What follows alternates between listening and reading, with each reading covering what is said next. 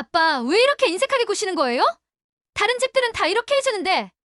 민지야, 그게 얼마나 큰 돈인지 아니? 아빠가 평생 모은 돈이 고작 그것밖에 안 돼요? 창피해서 어떻게 결혼해요? 알겠다. 아빠가 다 해줄게. 이것은 3년 전 딸의 결혼을 앞두고 벌어진 대화입니다. 72세 박영수 씨는 그때 몰랐습니다.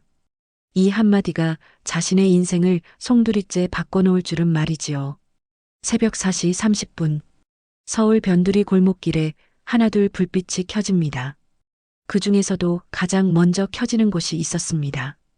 영순의 국밥이라는 낡은 간판이 걸린 작은 가게였지요. 가게 앞에는 플라스틱 의자 8개와 테이블 4개가 전부였습니다.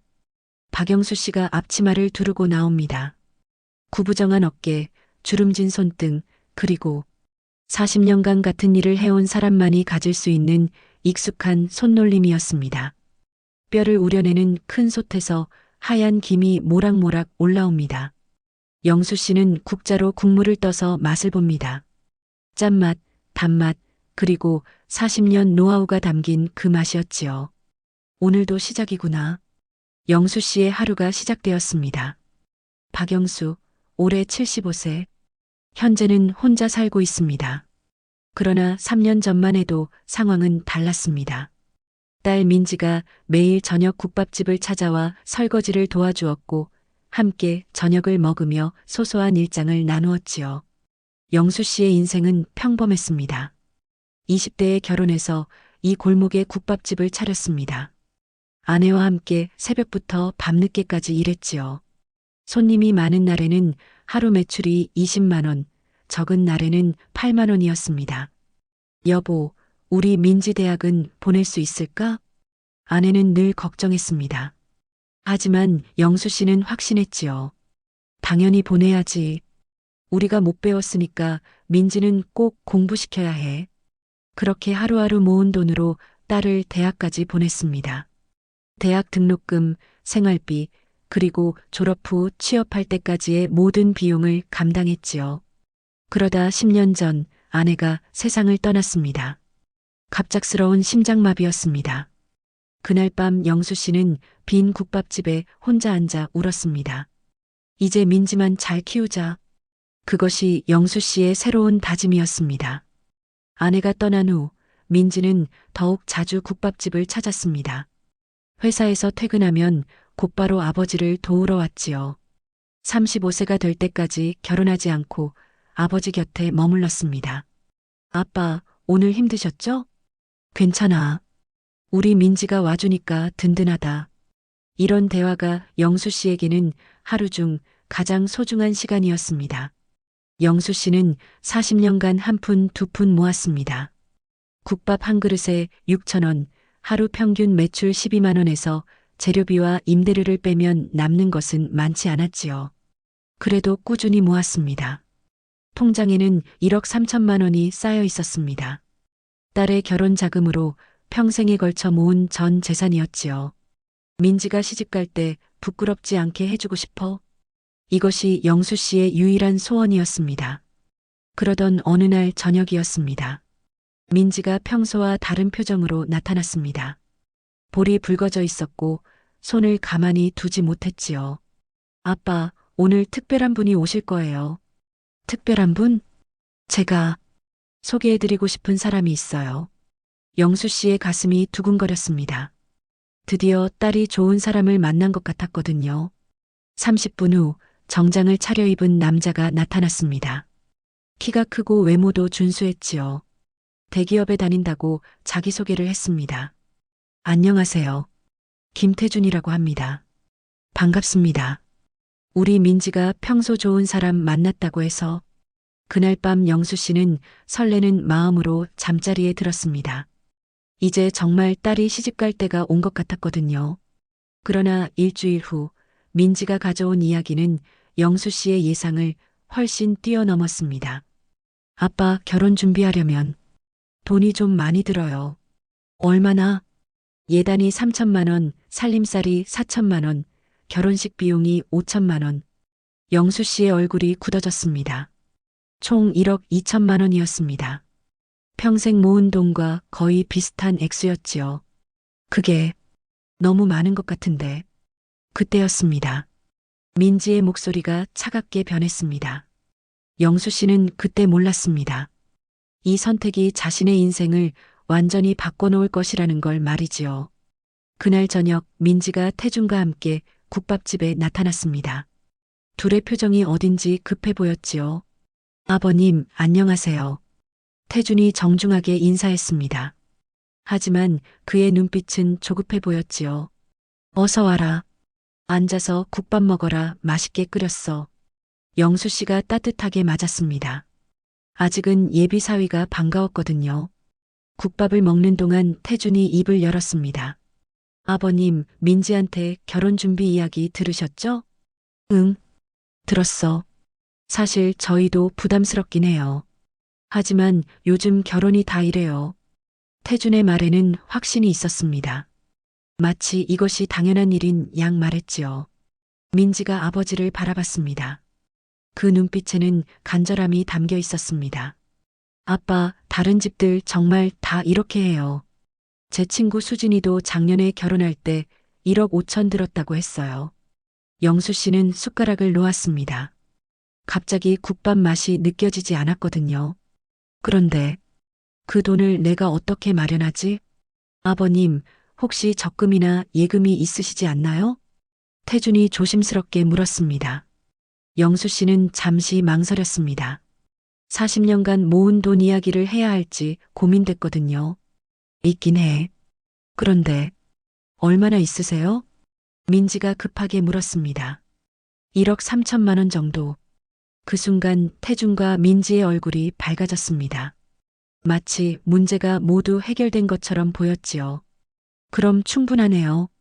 태준이 기뻐했습니다. 하지만 영수의 표정은 어두워졌습니다. 그 돈이 얼마나 소중한지 아무도 모르는 것 같았거든요.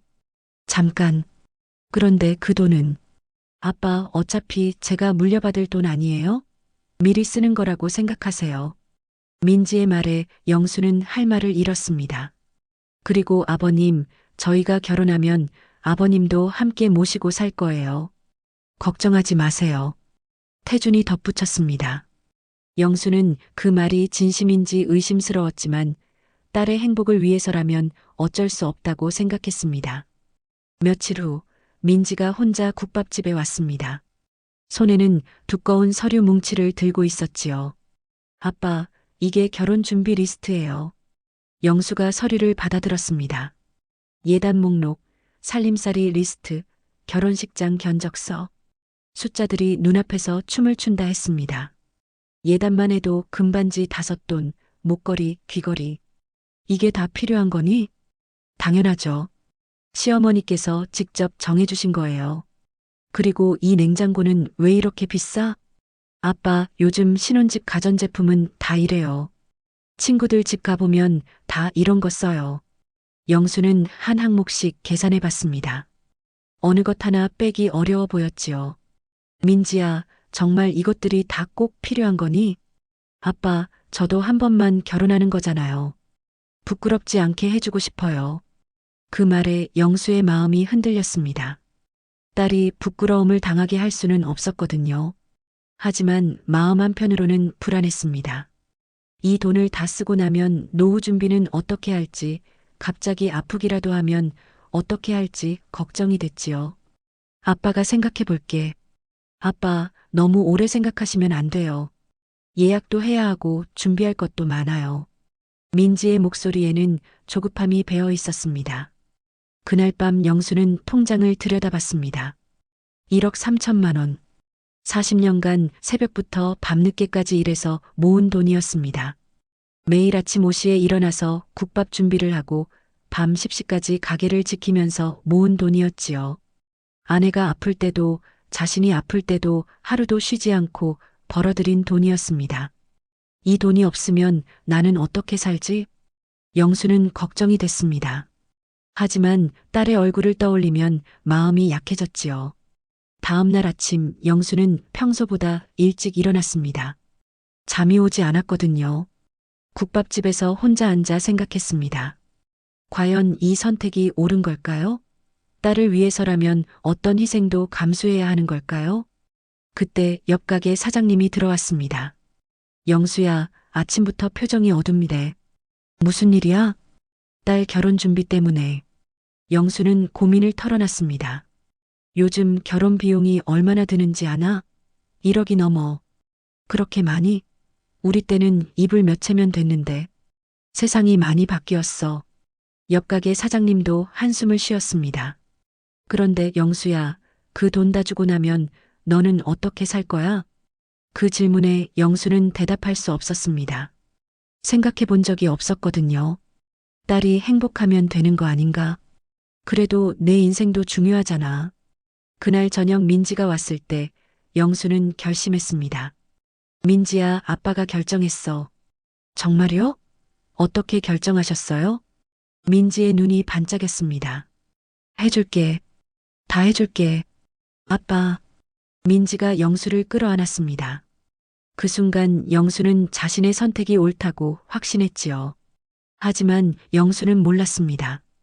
이 선택이 앞으로 어떤 결과를 가져올지 전혀 예상하지 못했거든요. 과연 영수의 희생이 딸에게 진정한 행복을 가져다 줄까요?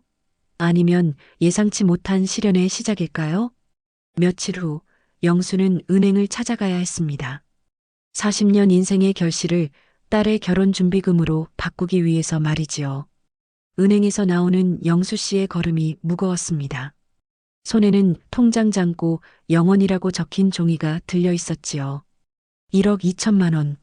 40년 인생의 전부가 하루 만에 사라졌습니다. 예단 3천만 원, 살림살이 4천만 원, 결혼식 비용 5천만 원. 어느 것 하나 빠뜨릴 수 없다는 민지의 말에 영수 씨는 모든 걸 내어주었습니다. 결혼식장에서 영수 씨는 뒤쪽 구석에 앉아 있었습니다. 화려한 드레스를 입은 민지가 환하게 웃고 있었지요. 그 모습을 보며 영수 씨는 위안을 삼았습니다. 이제 민지가 행복하게 살겠지. 하지만 그 생각이 얼마나 순진했는지 영수 씨는 곧 알게 됐습니다.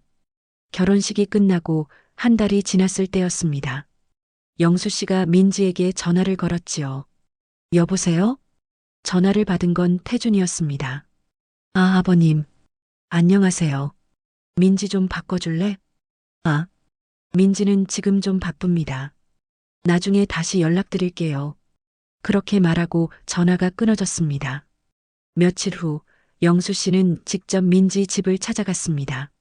신혼집은 강남의 고급 아파트였지요. 영수 씨가 평생 벌어도 살 수 없는 곳이었습니다. 초인종을 눌렀습니다. 한참 후에 민지가 나왔지요. 아빠, 왜 갑자기? 민지의 표정이 어딘지 어색했습니다. 예전처럼 반갑게 맞아주지 않았지요. 그냥 궁금해서. 신혼생활 어때? 좋아요. 아빠는 잘 지내세요? 응. 그런데 민지야. 아빠, 죄송한데 지금 손님이 와 있어서. 다음에 국밥집으로 갈게요. 민지가 문을 닫으려 했습니다. 영수 씨는 당황했지요. 잠깐만, 민지야. 아빠가 할 말이. 아빠, 정말 다음에요. 문이 닫혔습니다. 영수 씨는 그 앞에서 한참을 서 있었지요. 그날 밤 영수 씨는 국밥집에서 혼자 앉아 있었습니다. 손님도 별로 없었고 매출도 예전 같지 않았지요. 돈을 다 써버린 후 마음의 여유가 없어졌기 때문일까요? 일주일이 더 지났습니다. 민지에게서는 여전히 연락이 없었지요. 영수 씨가 다시 전화를 걸었습니다. 민지야, 아빠야. 아빠, 지금 좀 바빠요. 그래도 잠깐만. 아빠가 보고 싶어서. 아빠, 제가 전화 드릴게요. 끊을게요. 또 전화가 끊어졌습니다. 영수 씨는 휴대폰을 내려놓고 한숨을 쉬었습니다. 뭔가 잘못됐다는 느낌이 들었지요. 한 달이 더 지났습니다. 민지는 약속했던 전화도 하지 않았고 국밥집에도 나타나지 않았습니다. 예전에는 일주일에 서너 번은 와서 아버지를 도와주었는데 말이지요. 영수 씨는 다시 민지 집을 찾아갔습니다. 이번에는 초인종을 아무리 눌러도 대답이 없었지요. 분명 집에 있는 것 같은데 문을 열어주지 않았습니다. 민지야, 아빠야. 문 좀 열어줘. 영수 씨가 문을 두드렸습니다. 하지만 아무 소리도 들리지 않았지요. 그때 옆집에서 아주머니가 나왔습니다. 아저씨, 누구 찾으세요? 제 딸인데. 민지라고. 아, 그 집 말씀이세요? 요즘 거의 안 계시던데요. 아침 일찍 나가서 밤늦게 들어오시더라고요. 그렇군요. 영수 씨는 발걸음을 돌렸습니다. 마음이 무거웠지요. 국밥집으로 돌아와서도 영수 씨는 일이 손에 잡히지 않았습니다. 국물간을 맞추다가도 민지 생각에 잠겨 있었지요. 왜 갑자기 이럴까? 영수 씨는 이해할 수 없었습니다. 결혼 전까지만 해도 그렇게 자주 와서 아버지를 챙겨주던 민지였는데 말이지요. 그날 저녁 옆가게 사장님이 찾아왔습니다. 영수야, 요즘 왜 이렇게 기운이 없어? 민지가 결혼하고 나서 연락이 없어. 그럴 수도 있지. 신혼인데 바쁘겠지. 그런데 너무 심한 것 같아서. 옆가게 사장님은 잠시 침묵했습니다. 뭔가 말하고 싶은 듯 했지만 참고 있는 것 같았지요. 뭔가 알고 있는 거야? 영수 씨가 물었습니다. 그게 며칠 전에 우연히 들었는데. 뭘? 민지 남편이 누군가한테 전화하면서 하는 말을 들었어. 장인어른이 너무 자주 연락한다고 좀 거리를 두라고 하더라고. 영수 씨의 얼굴이 굳어졌습니다. 정말? 미안해. 말해야 할지 말아야 할지 고민했는데. 영수 씨는 아무 말을 할 수 없었습니다. 가슴이 답답했지요. 그날 밤 영수 씨는 잠을 이룰 수 없었습니다. 태준의 말이 계속 귓가에 맴돌았지요. 장인어른이 너무 자주 연락한다고. 영수 씨는 자신이 뭘 잘못했는지 생각해 봤습니다. 그저 딸이 걱정돼서 연락했을 뿐인데 말이지요. 다음 날 영수 씨는 용기를 내서 민지에게 문자를 보냈습니다. 민지야, 아빠가 너무 자주 연락해서 미안하다. 하지만 너무 보고 싶어. 한 번만 만날 수 없을까? 1시간 후에 답장이 왔습니다. 아빠, 지금은 좀 어려워요. 나중에 시간 되면 연락드릴게요. 짧고 차가운 답장이었습니다. 예전 민지라면 절대 이렇게 대답하지 않았을 텐데 말이지요. 영수 씨는 휴대폰을 내려놓고 고개를 떨어뜨렸습니다. 눈시울이 붉어졌지요. 며칠이 더 지났습니다. 영수 씨는 더 이상 민지에게 연락하지 않았습니다. 부담을 주고 싶지 않았거든요. 하지만 마음은 더욱 무거워졌습니다. 40년간 모은 돈을 다 써가며 딸의 결혼을 도왔는데 이제는 연락조차 부담스러워한다니 말이지요. 국밥집 매출도 계속 줄어들었습니다. 영수 씨의 마음이 어두워지니 손님들도 느끼는 것 같았지요. 예전처럼 정겨운 분위기가 아니었습니다. 어느 날 저녁 영수 씨는 빈 국밥집에 혼자 앉아 있었습니다. 하루 매출이 5만 원밖에 되지 않았지요. 이러다가 가게도 문 닫아야 하는 건 아닐까? 영수 씨는 걱정이 됐습니다. 돈도 없고 딸도 멀어지고 이제 가게마저 위태로워 보였거든요. 그때 영수 씨의 휴대폰이 울렸습니다. 민지에게서 온 전화였지요. 영수 씨는 급하게 전화를 받았습니다. 민지야. 아빠. 죄송해요. 민지의 목소리가 떨리고 있었습니다. 왜? 무슨 일이야? 아빠, 제가 너무 못된 딸이었어요.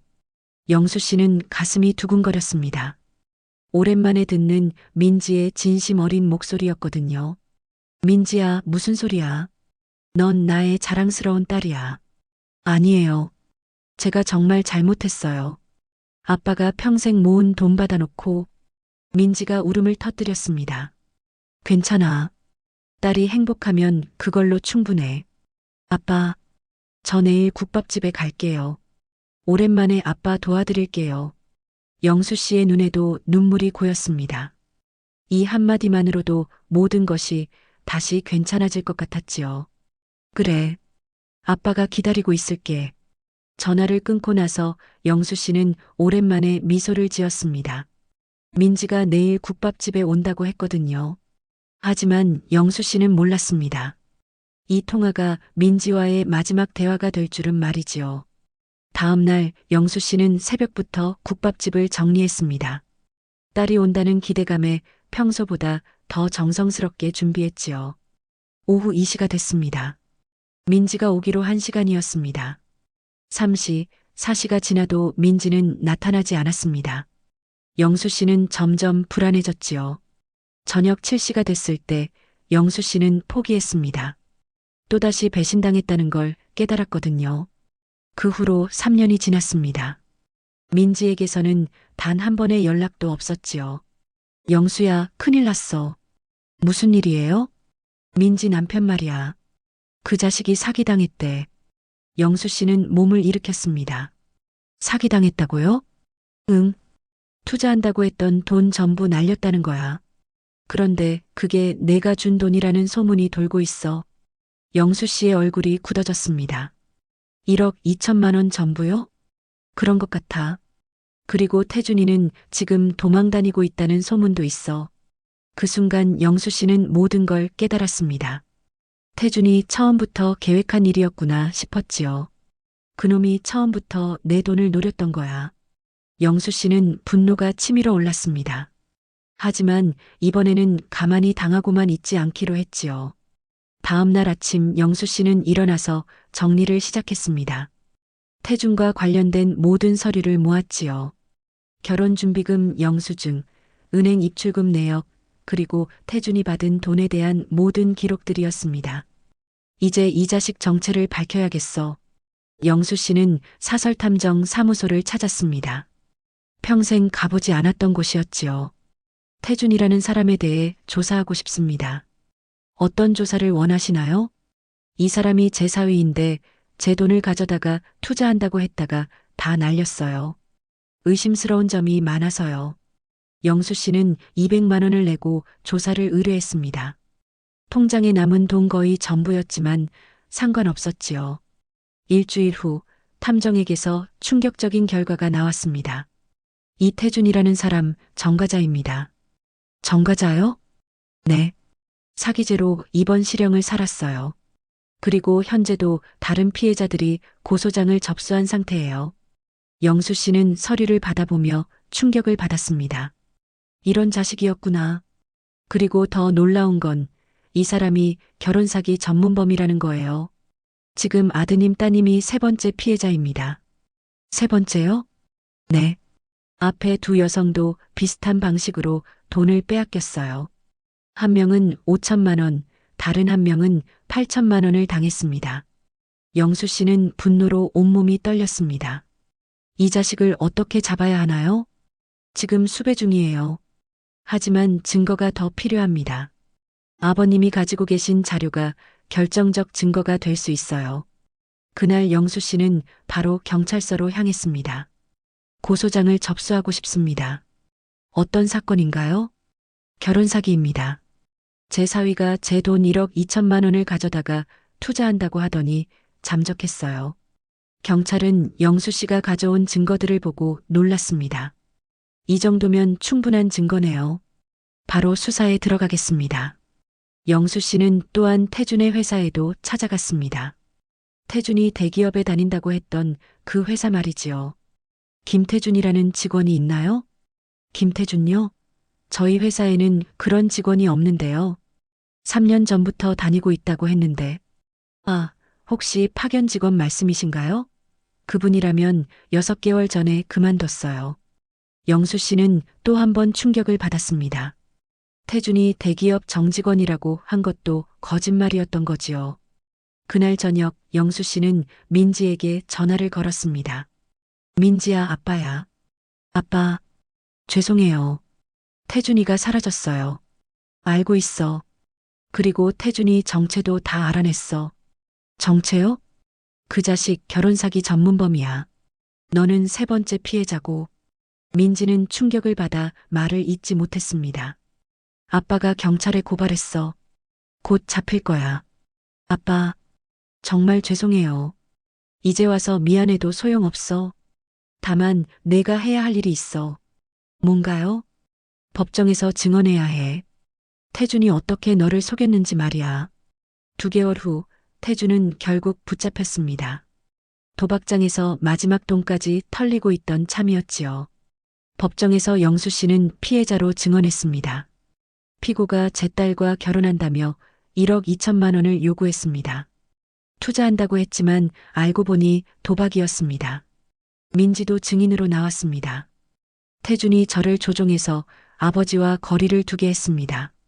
그리고 아버지에 대해 거짓말을 하게 만들었어요. 태준은 끝까지 발뺌했지만 증거가 너무 확실했습니다. 피고 김태준에게 징역 5년을 선고합니다. 판결이 내려졌을 때 영수 씨는 후련했습니다. 드디어 복수를 마쳤다는 생각이 들었거든요. 법정을 나오는 길에 민지가 말했습니다. 아빠, 정말 죄송해요. 제가 태준이한테 속아서. 이제 됐어. 너도 피해자야.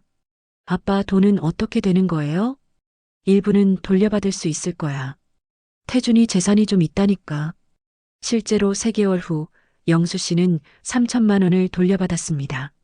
전부는 아니었지만 그래도 다행이었지요. 그날 저녁 민지가 아이를 안고 국밥집에 왔습니다. 아빠, 저 이제 어떻게 해야 할까요? 천천히 생각해보자. 급할 것 없어. 영수 씨는 손자를 안아주며 말했습니다. 할아버지가 도와줄게. 아빠, 이제 정말 철이 났어요. 돈이 얼마나 소중한지 알겠어요. 돈보다 중요한 건 사람이야. 믿을 수 있는 사람 말이지. 민지는 고개를 끄덕였습니다. 아빠, 제가 다시 여기서 일해도 될까요? 물론이지. 하지만 조건이 있어. 조건이요? 이제는 대등한 관계야. 아빠가 일방적으로 도와주는 게 아니라 같이 일하는 거야. 네, 알겠어요. 그날부터 민지는 국밥집에서 일하기 시작했습니다. 예전과는 완전히 달랐지요. 감사할 줄 알고 열심히 일했습니다. 1년이 지났습니다. 영수 씨는 77세가 됐지만 여전히 건강했습니다. 가족과 함께 일하니 오히려 더 활기차 보였지요. 어느 날 저녁 영수 씨와 민지가 함께 앉아 있었습니다. 아빠, 그때 복수하시길 잘했어요. 복수? 태준이 고발한 거요. 아빠가 안 했으면 다른 사람들도 계속 당했을 거예요. 영수 씨는 고개를 끄덕였습니다. 처음에는 분노 때문이었는데 결과적으로는 좋은 일이 됐네. 아빠, 정말 감사해요. 저를 다시 받아주셔서. 가족이니까. 아빠 같은 아버지를 둔 게 정말 행운이에요. 영수 씨는 창밖을 바라봤습니다. 40년 전 이 자리에 국밥집을 차렸을 때를 떠올렸지요. 그때는 몰랐습니다. 인생이 이렇게 우여곡절이 많을 줄은 말이에요. 하지만 이제는 알겠습니다. 진짜 복수는 상대방을 망치는 게 아니라 자신이 더 나은 사람이 되는 것이라는 걸 말이지요. 그날 밤 영수 씨는 일기를 썼습니다. 태준이를 고발한 건 복수였지만 결과적으로는 정의였다. 그리고 민지와의 관계도 회복됐다. 77세에 깨달은 진리는 이것이다. 진정한 복수는 자신이 행복해지는 것이다. 영수 씨는 펜을 놓고 미소를 지었습니다. 내일도 새벽 4시 30분에 일어나서 국밥을 끓일 것입니다. 하지만 이제는 혼자가 아니지요. 악한 사람은 반드시 벌을 받고 선한 사람은 결국 보상을 받습니다. 나이는 숫자일 뿐입니다. 언제든 정의를 위해 싸울 수 있고 언제든 새로 시작할 수 있습니다. 여러분도 포기하지 마세요. 진실은 언젠가 밝혀지고 정의는 반드시 승리하니까요. 이야기가 좋으셨다면 구독과 좋아요 부탁드립니다.